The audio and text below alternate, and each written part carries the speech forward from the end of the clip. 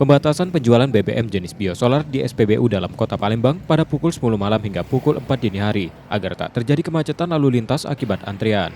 Namun antrian kendaraan masih terlihat di SPBU di kawasan pinggiran kota. Kondisi ini membuat sopir truk memilih membeli biosolar dari pedagang eceran di pinggir jalan. Meski harga lebih mahal, pilihan tersebut dianggap lebih efisien dibandingkan menghabiskan waktu dalam antrian, sementara mereka membutuhkan mobilitas sejak pagi. Ini udah sering. Udah sering ya? Ya. Kalau ngantri kan ini apa namanya waktu itu habis cepet dan ini bintaan pelajaran walaupun mahal.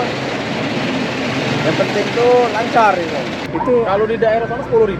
oh, kondisinya apa? Bagus nggak? Iya bagus tak bagus lah. Terpaksa, Namanya kan? peleceran, terpaksa. Jadi kalau seandainya tidak dapat lagi baru ke ini ya? Iya, kalau tidak dapat lagi di sini paksa peleceran kami. Sumber dari mana itu? Yang penting mobil jalan, macet balik tuh Di kawasan Jalan Sriwijaya Raya, penjual biosolar eceran menjualnya dengan harga antara Rp8.000 hingga Rp10.000 per liter. Pedagang mengaku mampu menjual hingga 70 liter per hari. Berapa liter biasa terjual, Kak? itu ada. 70 liter. Ya, kalau pribadi itu sih kok dulu. Kalau gitu mbak dari mana, Kak?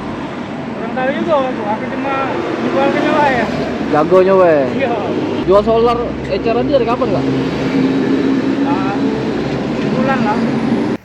Meski harus membayar lebih mahal, sopir truk mengaku tak memiliki pilihan karena tuntutan kebutuhan. Muhammad Reza Palevi, Kompas TV, Palembang, Sumatera Selatan.